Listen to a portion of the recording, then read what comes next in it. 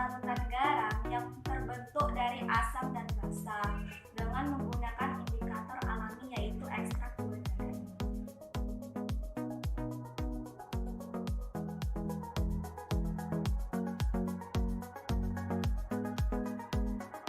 Kalian mengetahui apakah itu hidrolisis garam?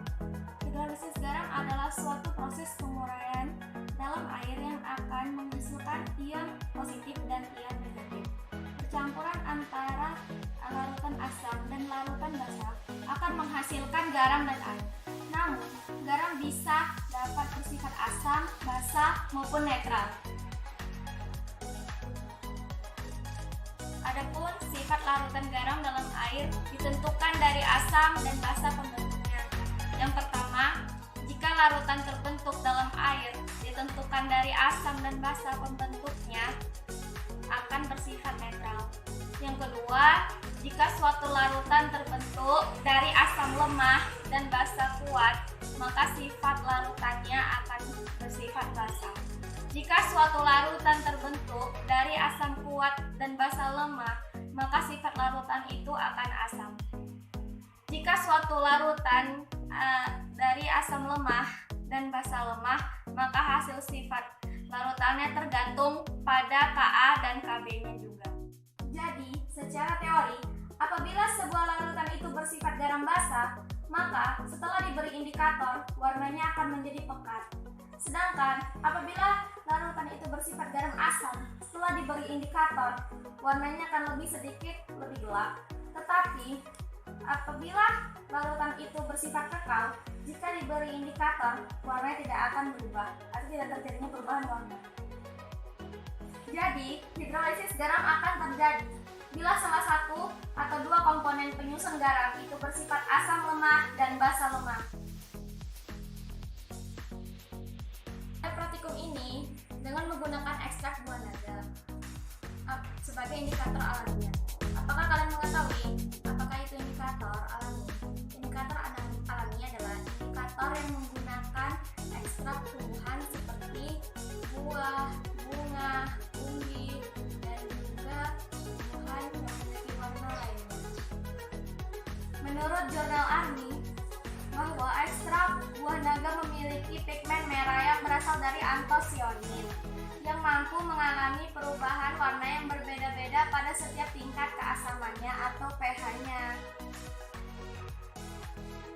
Adapun alat bahannya itu 3 buah gelas plastik sebagai wadah larutan, ada untuk soda kue, garam, dan cuka. Adapun indikator alaminya seperti ekstrak buah naga tanpa air. Yang ketiga ada air dan juga sendok. Yang keempat garam sebagai larutan dari garam. Yang kelima ada soda kue. Yang keenam ada cuka.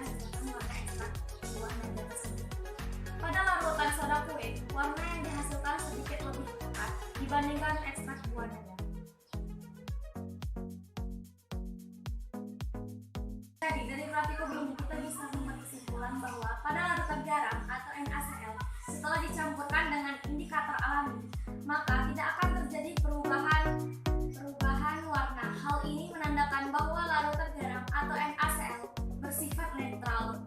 Artinya reaksi tidak terjadi hidrolisis ion Na positif Cl negatif.